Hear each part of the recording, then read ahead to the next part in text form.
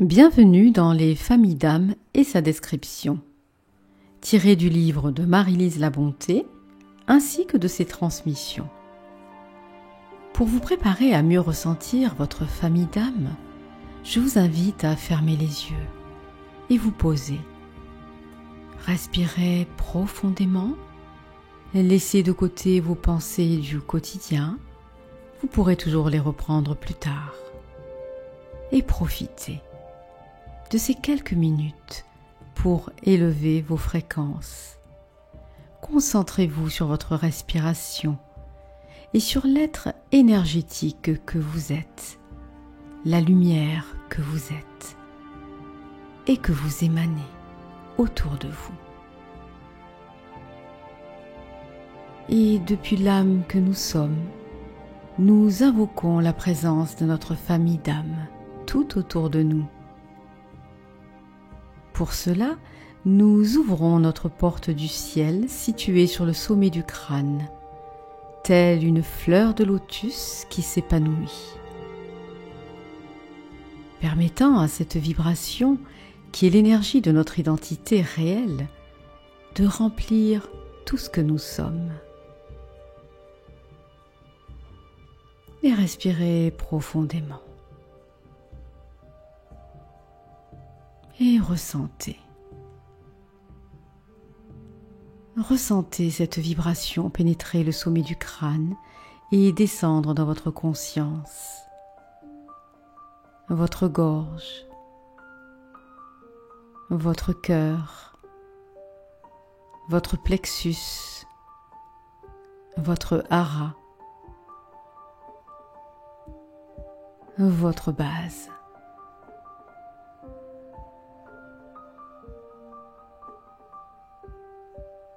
Et permettez à cette vibration de s'enraciner profondément dans le sol.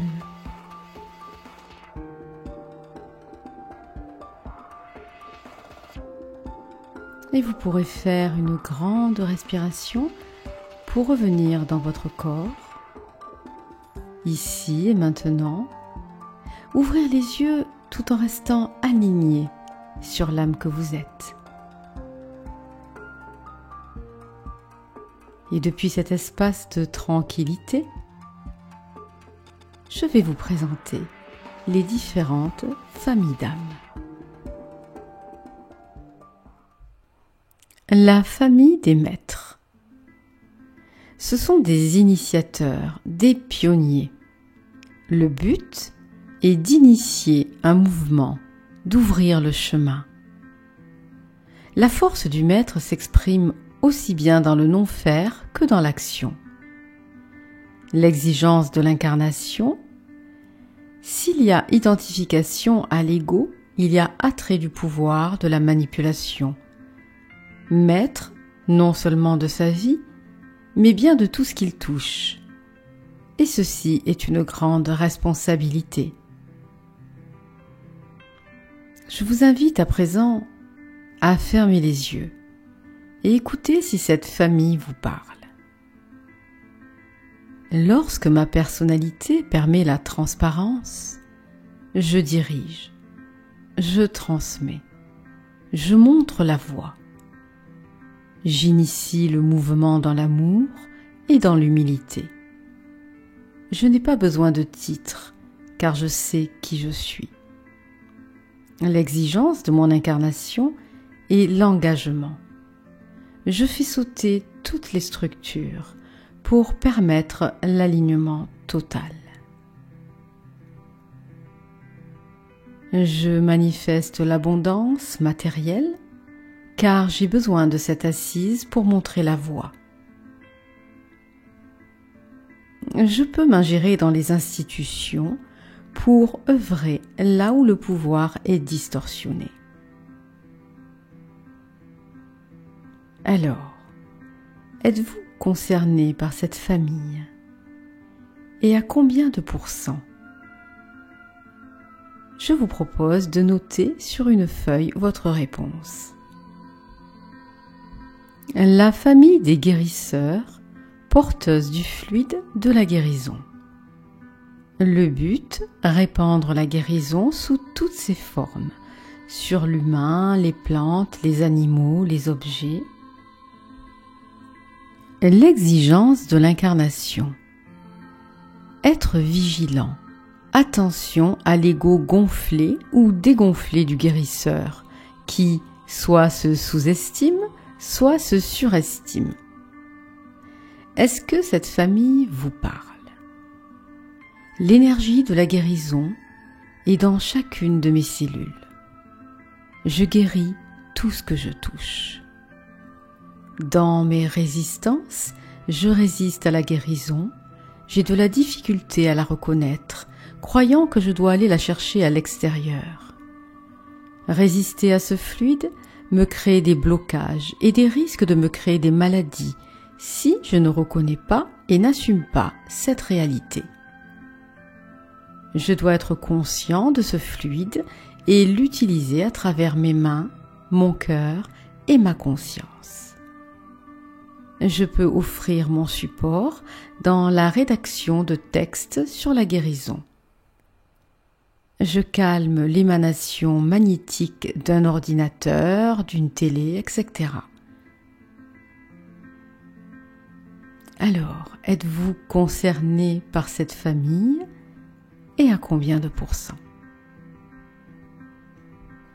La famille des guerriers guérisseurs, responsable de la protection du fluide de la guérison. Elle fait partie de la famille des guérisseurs qui est grande et qui s'est scindée en plusieurs familles. Le but, aligner le fluide de la guérison, le protéger, le défendre de toute attaque d'énergie incompatible. L'exigence de l'incarnation, attention au sauveteur en soi qui peut créer un poids sur ses épaules. Est-ce que cette famille vous parle? J'agis là où l'énergie a de la difficulté à pénétrer. J'utilise des assises, des codes entre elles, des objets. J'ai un grand sens des responsabilités. Je dois veiller à ce que le fluide soit canalisé dans l'énergie de l'amour. Alors, êtes-vous concerné par cette famille et à combien de pourcents? La famille des chamans, porteuse du fluide de la transformation.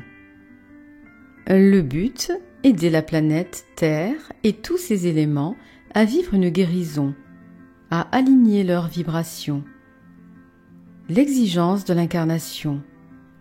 Besoin de s'enraciner dans des lieux très précis pour servir et activer la guérison sur la planète Terre. Est-ce que cette famille vous parle? Je suis capable de transformer l'enveloppe physique, de transmuter un organe interne et ses cristallisations, de transmuter une plante pour l'utilisation de ses propriétés, toujours dans le but de servir le fluide de guérison. J'utilise des rituels et des symboles. Je dois en devenir conscient et porter plus de respect aux éléments qui les entourent, l'eau, la terre, l'air, le feu. Si je résiste, je m'enlise dans le physique, la personnalité devient trop lourde. J'oublie que je possède le feu de la transmutation et qui je suis. Le chaman que je suis doit utiliser constamment son corps physique pour servir de canal, d'outil. Nier cela créerait des fuites d'énergie vitale. Alors, êtes-vous concerné par cette famille et à combien de pourcents? La famille des guerriers, les protecteurs de l'énergie. Le but, l'essence même du guerrier est de protéger. Protecteur de l'énergie, soit de l'ombre, soit de la lumière. L'exigence de l'incarnation doit manifester la compassion, maintenir cette énergie d'amour, tout en étant le guerrier, le défenseur, le protecteur, le gardien du seuil. Est-ce que cette famille vous parle? Je défends, je travaille, j'agis pour parer l'ombre et protéger l'univers des âmes. J'aime les arts martiaux. Si je résiste, je ne suis pas très sociable. et j'ai tendance à me refermer dans ma cuirasse. Alors, êtes-vous concerné par cette famille et à combien de pourcents? La famille des alchimistes fée. Le but, spiritualiser la matière. Spiritualise les conflits, les problèmes et élève le taux vibratoire. Enseignement télépathique, verbal et oral à transmettre. L'exigence de l'incarnation, beaucoup de difficultés à intégrer son enveloppe physique et résiste souvent à l'incarnation. Je vous invite à écouter si cette famille vous parle. Éveillez-vous. Vous pouvez spiritualiser la matière. Tel est le but de mon existence, telle est mon identité. Je suis capable de dématérialiser tout ce que je touche. J'en élève directement le taux vibratoire. J'agis par la diffusion des ondes qui émanent de mon corps. J'ai l'impression d'être enraciné alors que je plane. Je semble papillonner dans ma vie. Je dois m'enraciner, transmuter tout ce que je côtoie. Alors, êtes-vous concerné par cette famille et à combien de pourcents? La famille des communicateurs. Le but, communiquer, rendre le message accessible. Ces âmes n'ont pas d'attachement au physique, peu importe la forme. Ce qui importe, c'est l'art de la communication et de l'expression artistique. L'exigence de l'incarnation, l'âme n'est pas très enracinée et peut facilement se perdre à travers des drogues. Est-ce que cette famille vous parle? Je transmets l'amour en m'exprimant sous une multitude de formes, l'art, la chanson, les écrits, le théâtre. J'ai une forme de légèreté qui n'aide pas à l'incarnation. Alors, êtes-vous concerné par cette famille et à combien de pourcents? La famille des enseignants. Le but, transmettre le fluide de la connaissance. Grande capacité à aller consulter les annales akashiques, là où sont logés plusieurs niveaux de connaissance. L'exigence de l'incarnation. Besoin de manifester des lieux physiques pour donner ses enseignements. Si la transmission de la connaissance évolue d'une façon difficile, cette famille peut ressentir le besoin de se scinder et de créer une famille qui aurait comme action de devenir des guerriers du fluide de la connaissance. Est-ce que cette famille vous parle? Je suis en recherche constante de vérité, de connaissance, et j'ai un très grand besoin de transmettre. J'étudie la numérologie, les écritures ésotériques. Enseigner me remplit d'une très grande joie, car c'est mon action. J'enseigne aussi sur les troubles de la communication. Je canalise la connaissance qui habite mon âme et la retransmets. Alors, êtes-vous concerné par cette famille et à combien de pourcents? La famille des passeurs. Le but, assister les différents passages. Dans l'au-delà, aide les âmes dans le passage des différents sas vibratoires qu'elles ont à traverser. C'est aussi les passages de naissance, les passages difficiles. L'exigence de l'incarnation. Travaille jour et nuit, attire les âmes qui errent. A une très grande disponibilité à aider les âmes et peut se perdre dans le rôle de sauveur. Est-ce que cette famille d'âmes vous parle? Ici-bas, j'assiste les différents passages que l'on rencontre. Le passage de l'enfance à l'adolescence, le passage d'un emploi à l'autre, le passage de la mort. J'ai la nostalgie de l'au-delà. J'utilise des drogues pour contrecarrer cette nostalgie. J'ai besoin de m'enraciner pour réaliser le passeur en moi. Alors êtes-vous concerné par cette famille et à combien de pourcents? La famille des initiateurs de conscience pour une courte action. Le but, provoquer un éveil de la conscience sur la planète. L'exigence de l'incarnation, l'âme est présente dans les passages de masse, dans des lieux où il y a des tremblements de terre, des accidents. Initie des mouvements de conscience par son passage et son départ de la terre. Est-ce que cette famille vous parle ? Je provoque un éveil soudain par mon départ spectaculaire. Je fais partie des tragédies où les êtres sont tués ou torturés en masse. Ceci peut sembler pure folie, toutefois, en élargissant sa conscience, mon âme vient servir l'évolution de notre planète. Alors, êtes-vous concerné par cette famille ? Et à combien de pourcents ? La famille des piliers, une forte présence. Le but, enraciner les plans célestes dans la profondeur de la Terre. Recréer les connexions entre les différents sites sacrés de la planète. L'exigence de l'incarnation crée de nouveaux circuits énergétiques, vient enraciner l'énergie de l'au-delà, ici-bas. Est-ce que cette famille vous parle ? Le pilier que je suis se promène au travers des familles d'âmes et surveille les mouvements d'énergie. Attiré par des lieux où j'ai à agir, j'organise les méridiens interplanétaires. Je rencontre des difficultés avec mon corps physique. Je dois faire preuve de vigilance pour maintenir un équilibre nutritionnel. Alors, êtes-vous concerné par cette famille et à combien de pourcents ? La famille des mécaniciens, les amoureux de la Terre. Le but, réparer la planète, souvent accompagné des piliers ou des chamans.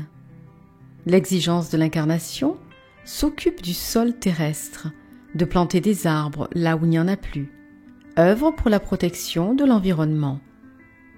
Est-ce que cette famille vous parle ? Je suis un agent de guérison dans la mécanique et dans la réparation de certains circuits du tissu planétaire. Je peux agir dans la guérison, la communication, l'écriture. Je ressens une urgence d'agir pour aider la planète à se restaurer. Alors, êtes-vous concerné par cette famille ? Et à combien de pourcents ? Nous allons à présent vivre un chant mantrique, qui est un appel à notre âme. Ce chant est le A-Om. Il y a certes le Om universel, auquel nous ajoutons cette sonorité du A.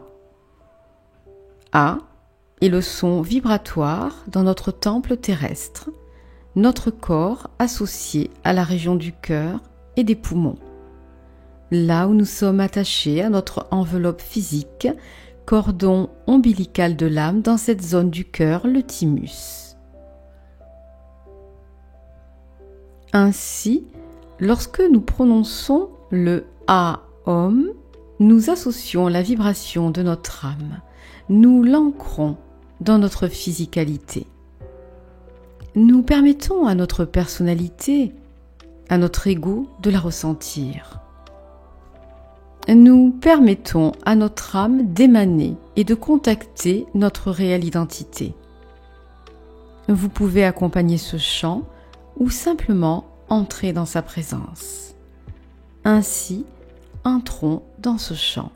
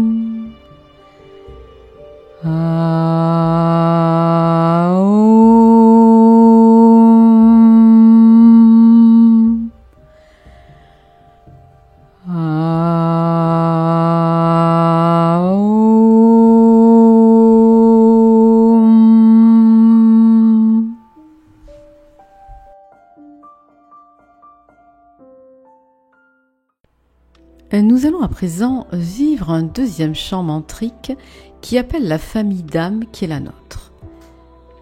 Dégagez votre cerveau des pensées qui obstruent en ce moment. Entrez dans l'exploration. Le début est Aum, l'appel à notre âme. La suite est Aum, Neo, Ina. Aum, nous appelons notre âme. Neo, I, nous appelons la vibration de notre famille. Na, nous lui disons maintenant. Ces syllabes appellent votre famille. Vous les chantant, vous appelez encore plus l'émanation de votre âme portant son code génétique, et vous appelez à vous la vibration de votre famille. Il n'y a pas de séparation. Votre famille n'est pas que dans l'au-delà. Cessez de la pleurer. Elle est ici. Tentons l'expérience. Vous pouvez aussi chanter à l'intérieur de vous. Aum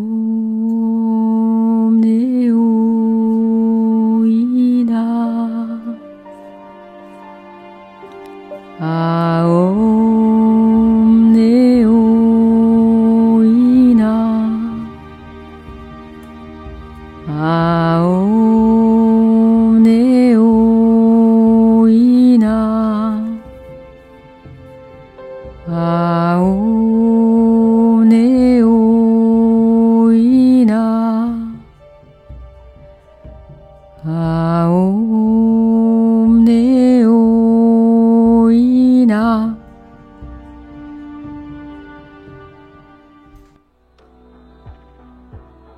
Savourez. Utilisez le souffle pour aider votre corps à s'ajuster à l'élévation du taux vibratoire. Vous pouvez bâiller, libérer le diaphragme.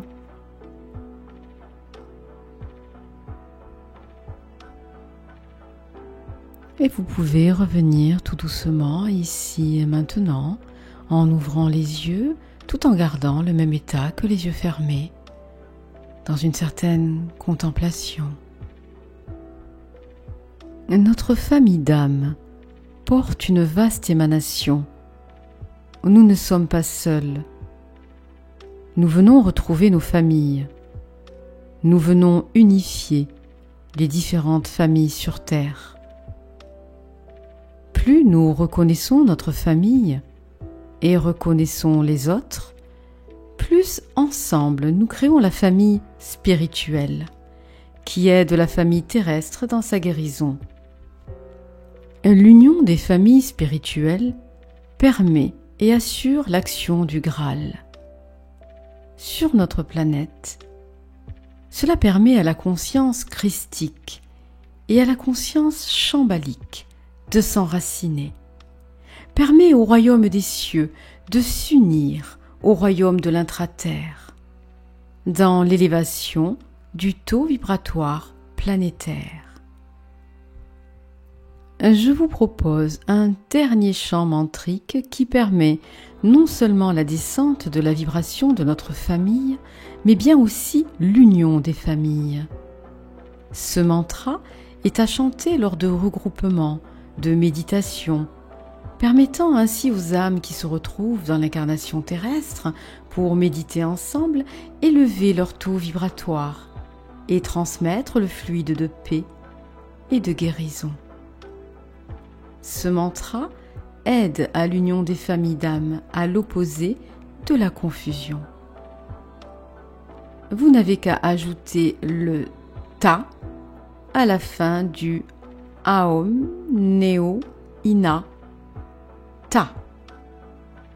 Le ta est la cellule même de l'enracinement, l'arbre de vie. Le ta se nomme tout le long de notre colonne vertébrale. Il fait vibrer chacune de vos vertèbres.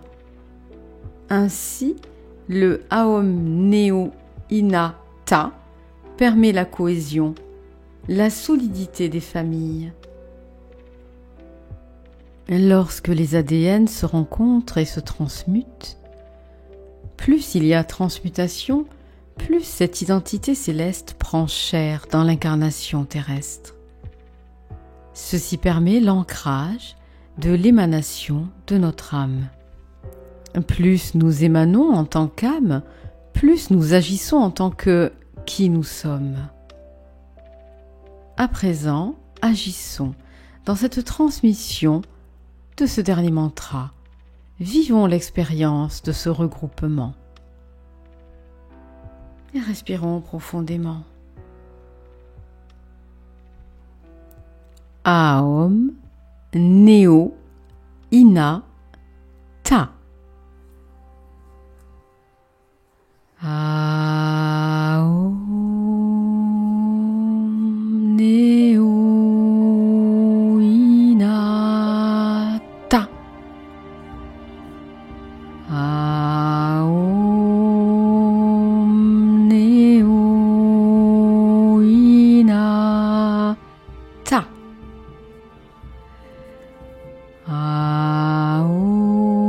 Aum Neo Ina Ta. Aum Neo Ina Ta. Aum Neo Ina Ta. Aum Neo Ina Ta.